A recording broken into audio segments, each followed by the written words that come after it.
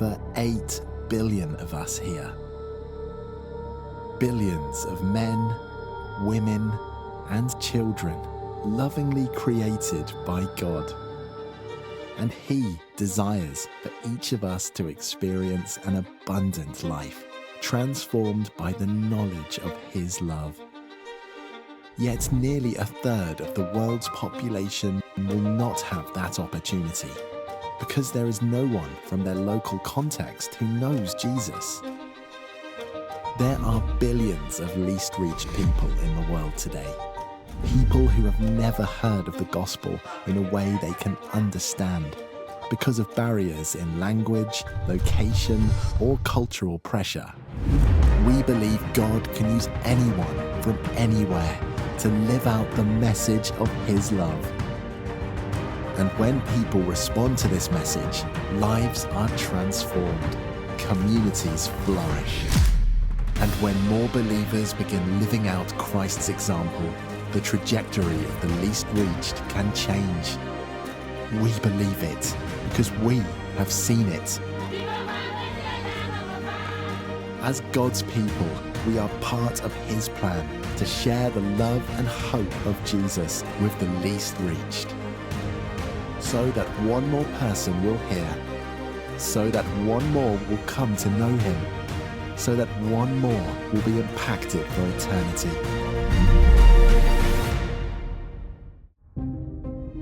Together, let's take part in God's good news to the least reached people in our world. It's wonderful to be with you. Thank you, Matt, for the invitation, and to Echoes International. We do value and appreciate Echoes International and the partnership that we as OM have together. Now, we read at the beginning, Matt read from Romans chapter 10, these incredible words. Everyone who calls on the name of the Lord will be saved. And we know that is true. And there are millions, there are perhaps billions of people in the world today who know the truth that Jesus is alive, and when we call on His name, we will be saved. At the beginning of this conference, at the beginning of my talk, I'd like us to take a whirlwind tour around the world. And I'm just going to share with you some statistics. I hope you'll be able to follow along as we go, and just to be encouraged at the way that God is at work in our world. I'm especially going to be looking back for the last 120 years, starting in about 1900 or 1910, to see the growth of the church through this last century or so. At the moment, we have close to 8.1 billion people on the planet. Maybe a third of the population, 32%, would call themselves Christians. That's something like 2.6 billion people who would identify themselves as Christians in our world today. And that number of Christians has quadrupled in the last 115 years. We're now something like 600 million, perhaps 650 million evangelicals in the world, something like close to 8% of the global population. And that number continues to grow. So God truly is at work around the world. And if you just travel with me perhaps to Latin America, 125 years ago, maybe a population of 61 million, perhaps 50,000 evangelicals. And that number in the last 115 years has grown to well over 100 million. My friends in Brazil, they say we've got more than 100 million believers just in Brazil alone. But Operation World, most of the statistics I'm sharing about come from Operation World, Pew Center, Gordon Conwell, and Joshua Project. And I've tried to bring these statistics together for us this morning. Incredible growth of the church in Latin America in this last century. But let's travel to Africa. In Africa, we go back 125 years. Maybe there were 10 million Christians out of 140 million people, perhaps 7% of the population. But now, a population of perhaps 1.4 billion and an estimation of around 700 million people who call themselves Christians. Evangelicals would number around 190 million. Nearly 1 out of every 3 Christians in the world today is African. An incredible growth in the church in Latin America, in Africa over this last century. We could go to China and hear, and we've all heard stories of the growth in the church, perhaps especially in the last 70 years, but over the last 120 years. The government in China acknowledged there's perhaps 25 million Christians in China. The British government website says if you include all the house churches, it's closer to 130 million. There are more Christians in China than there are members of the Communist Party.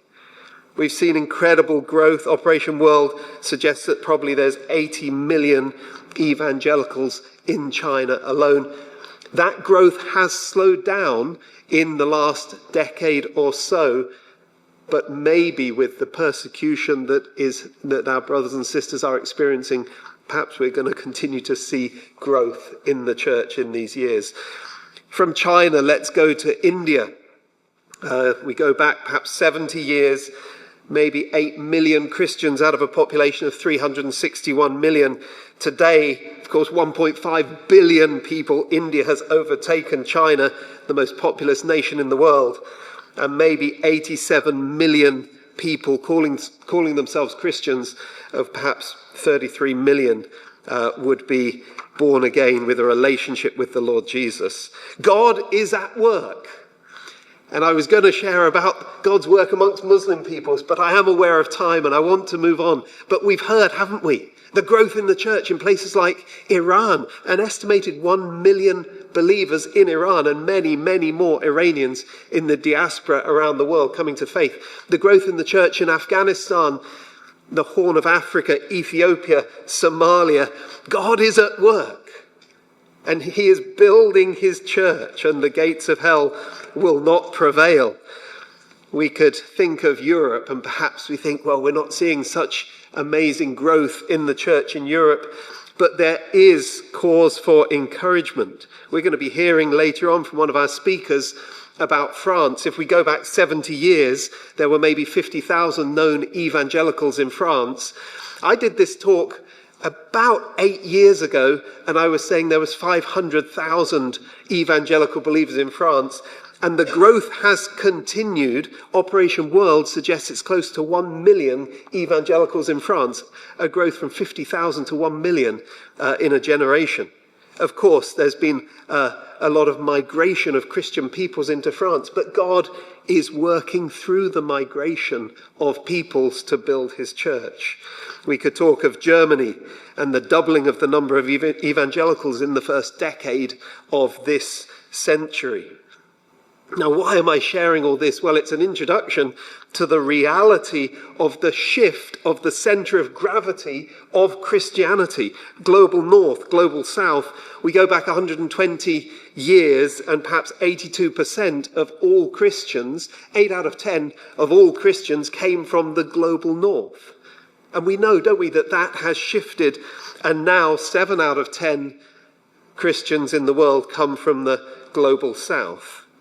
God has been at work. He is at work. The church is growing all around the world. So why are we here? Why do we have a missions conference? Why is Echoes International working? Why is OM and all these other organizations still working? Isn't it mission accomplished? God has built his church. We've fulfilled the Great Commission, haven't we, 2,000 years? Well, the reality is that of those 8 billion people that we share the planet with, some 3 billion still have yet to hear the gospel. 3.4 billion people live amongst unreached people groups. And more than that, out of those 3.4 billion, there's more than 2 billion people who live in communities, in areas, in places where there is no gospel witness. 2.2 billion people in the world today will live and die never having had an opportunity of even meeting a follower of the Lord Jesus. 7,000 out of the 17,000 people groups still are considered unreached, unengaged. 1.5 billion people still don't have access to the Bible, to God's word, in their own language. We often talk in OM about the 3 billion reasons, 3 billion people in the world who have yet to hear the gospel. And so, unfortunately, it's not yet mission accomplished. Now, maybe at this stage in a missions talk, we are challenged by the speaker, well, let's all go and share the gospel. Let's all go in this next week, every single one of us, go and tell everyone we know about Jesus. In fact, you could all go to your churches. We could all go to our churches tomorrow, and let's persuade everyone in our churches to tell everyone we know about Jesus. And not just us. How about if every follower of Jesus Christ in the whole world this next week went out and told every single person they knew about Jesus? That would be the most incredible thing, wouldn't it? That would be wonderful. But even if we all did that, every follower of Jesus in the whole world, there would still be more than 2 billion people who would not get to hear of Jesus. And this is the challenge before us. 4 out of every 5 people in the world, or 4 out of every 5 non-Christians in the world, do not personally know a follower of Jesus. This number of 2.2 billion grows by 25,000 every single day. And it's the lack of contact between Christians and non-Christians that's the fundamental issue and problem that is impacting world evangelization today. We still need people to go. How will they hear? Jonathan's going to preach to us from this text. We're looking forward to hearing at the end. But that's the theme, isn't it, of our conference, of this time together. How will they hear? Unless people go, unless people are sent, unless there's an intentionality. And it's not easy, of course. There's a reason why there are areas, there are peoples who have yet to hear the gospel. We know that the harvest is plentiful, and we know that the workers are few. And so what should we do? Well, Jesus was very clear. Go. He was very clear. He said, pray that the Lord of the harvest would raise up more workers. My prayer is that this conference would challenge, encourage, inspire those of us here, but as we go back to our churches, to encourage people to be praying, that we would be crying out that the Lord would be pushing out more workers into his harvest field. The need for intentionality, the need for people to go, to be willing to step out of their comfort zones, the need for people to be willing to cross cultural, linguistic, geographical borders and boundaries in order to take the good news of Jesus, to proclaim and also to demonstrate the good news of Jesus. And it may be costly. I was speaking to one of the leaders of our work in sub-Saharan Africa, and he said, Matthew, I just received a call from some of our Zambian workers in one of the countries of the Sahel, the Sahel where North Africa meets sub-Saharan Africa, this very difficult belt of countries to be proclaiming Jesus. And he said, some of our workers there from Zambia, they just called me. And they said, brother, God is at work. Jesus is building his church. People are coming to faith.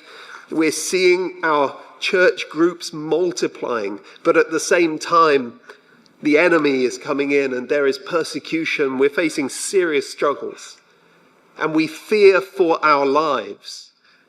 And they were phoning their mission leader because they were saying, we want you to promise us that if we lose our lives, if we're killed because of our witness to the gospel, we want you to promise us that you will send other people to take our place, that the work would continue.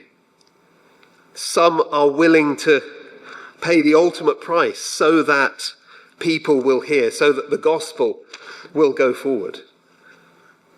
In OM, Operation Mobilization, we try and live up to our name, this calling to mobilize, to inspire, to challenge, to encourage God's people to be involved in God's mission.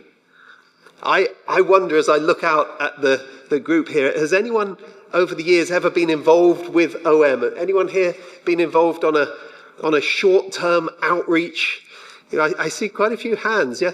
Maybe it was the 1960s or 70s or 80s. George Burwer challenged you, inspired you to get in the back of a van and live off baked beans and the sales of books in the summer, and to tell people about Jesus. Everywhere I go, I meet people who have had those sort of experiences with OM, these short-term outreaches that impacted, made a difference in their lives. Maybe later on, some were involved in the Love Europe campaigns, 1980s and 1990s, where we saw thousands of young people mobilized to be involved in the Lord's work around Europe. Just in this last year or so, we've restarted something we're calling Race Across Europe. I don't know if anyone's familiar with the BBC programme Race Across the World. You've probably been watching that.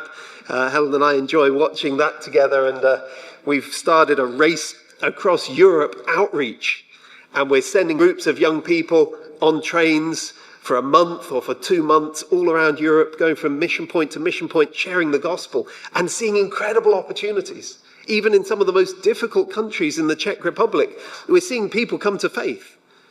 And so we continue to try and mobilize young people. I look out at this audience, this congregation, I think, well, maybe some of you are thinking, I wish I was a few years younger and I could be involved in something like that. Don't worry, we've launched a seniors edition of Race Across Europe. And we just had a group of people in their 60s and 70s. They got on a train in London, and we said, well, we did some training, and then we said, we'll meet you in Istanbul in 2.5 weeks' time. And wow, they had a most incredible journey on the trains, telling people about Jesus. You could be involved in that if you'd like to. You don't even need OM, you can just go and do it yourself. We are seeking to mobilize people, creative, innovative ways of going out and sharing the good news, encouraging people to share the good news of Jesus. I'm sure some of you have had links with OM ships over the years, the Logos, the Doulos, Logos 2. Now we have Logos Hope and Doulos Hope.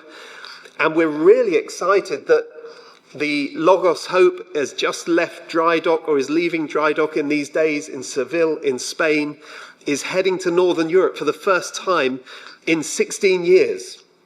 And we're preparing for a tour of the UK. Logos Hope will be visiting 6 different ports, and Cardiff's not too far away, is it? So if you'd like to visit Logos Hope and be inspired and encourage young people to come along and be inspired by the ship's ministry.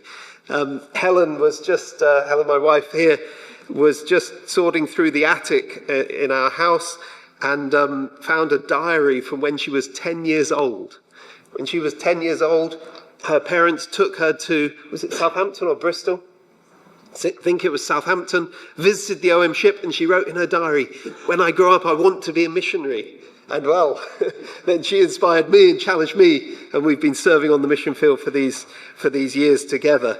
God can work through the inspiration of the work of OM ships. So do take a note of when the ship's coming to a port near you. Let me move on towards the end as we think of the challenge of seeing people sent out for the gospel. We recognize the center of gravity of Christianity has shifted. It's no longer the West to the rest. We in OM talk of mobilizing same, near and far culture workers. We recognize the need to understand the times, to understand the Generation Z and Generation Alpha. How can we connect with young people, mobilize this next generation to continue on in the Great Commission? We recognize that there are new ways, different ways that we as mission organizations, need to be seeing people sent out with the gospel. Yes, there's still the traditional way of churches supporting and individuals financing people as they go. But we're seeing many opportunities for marketplace professionals, whether it's Russian believers working as hairdressers and mechanics in the North Caucasus, or sports coaches, Brazilians working in the Balkans, serving in leading football clubs, or musicians in Vienna, or occupational therapists in the Middle East, architects in Southeast Asia, teachers in the Far East, seamstresses from Zimbabwe who are going and living and witnessing in North Africa, Christian students from Thailand and China who we're seeing going into the Arabian Peninsula, school teachers from Zambia going to the Sahel, Filipino Christians serving and reaching out in some of the more difficult closed countries in the Arabian Peninsula, Chinese business people going through Central Asia and taking the gospel, and so many more examples. It's not just the West to the rest, but we are seeing God mobilizing his people. And yes, still committed to the traditional sending models, but seeing that there's many new, innovative, new, creative ways of taking the gospel and seeing God's work continue to go around the world. So our question is, how will they hear? I suggest that if we're going to see a change in the trajectory of the least reached, we need to be thinking differently, working differently. Yes, seeing same, near and far culture workers moving out with intentionality among the least reached. We need to see people embracing different mobilization pathways. We need to see people going and living and sharing the good news of Jesus with people who have never even met a follower of Jesus. And the way they go might be different to the way we've traditionally sent out mission workers in the past, but the truth and the need for the whole church to embrace this vision, this need, this commission, the whole church taking the whole gospel to the whole world. One, as I close in these next minutes, one of the exciting new ways that we're working in OM, we're seeking to harness technology to see if we can journey with and see mobilize many, many more people towards God's mission. And we've created something called the Hodos app. Hodos means the way. Jesus said, I am the Hodos, the life and the truth. No one comes to the Father except through me. And so we have this mobilization app. If you have phones with cameras, go to the app, download it. You know, we've been working on this for close to a year. You are the first group of people ever to see this up on the screen. But here I am launching this now, and in the next days we're launching this app. And it's not an OM app. It's a tool we've designed for evangelical Christians all around the world to be mobilized, to journey towards understanding how God can use us to be engaged in his mission. So if you download it, encourage young people in your church to download it. We're aiming it at people in their 20s, but that's most of you just about, isn't it, as well? But others can use this app to be inspired, to be equipped, and to be connected into God's mission. I'll finish very briefly with a story when Helen and I first went to Moldova in Eastern Europe. We went to a town in the south called Cahul. And there we were with a small group of young people. We were going and preaching in all sorts of different places, institutions, and we went to one teacher training college. And there in the teacher training college, the director was a little bit suspicious. This was in the early, mid-1990s. A bit suspicious. Who are you? Why are you here? We come to tell people what it means to follow Jesus, what the Bible teaches us. She said, I'm going to gather all the students together, 400 students, and you have 20 minutes to share your message. And there we were, trembling as we stood in front of this huge auditorium packed with young people. And we shared what it means to follow Jesus. With 20 teachers at the front, 400 students. After 20 minutes, we stopped and said, time's finished. And the teacher said, the professor, no, carry on, this is interesting. For the next 2 hours, a captive audience, we continued just to share what it means to follow Jesus. At the end, we prayed with a number of people to accept Christ and introduce them to members of the local church. But what really stuck with me was about halfway through, one of the teachers jumped to her feet. And she shouted out, "De ce n-am auzit aceasta niciodată?" She was angry. Don't know if anyone speaks Moldovan. She said, "Why have we never heard this before?" She wasn't angry with the message we were bringing. She was angry that for 40 years or so she had lived and no one had ever gone and shared the good news of Jesus. How will they hear unless we go? Thank you.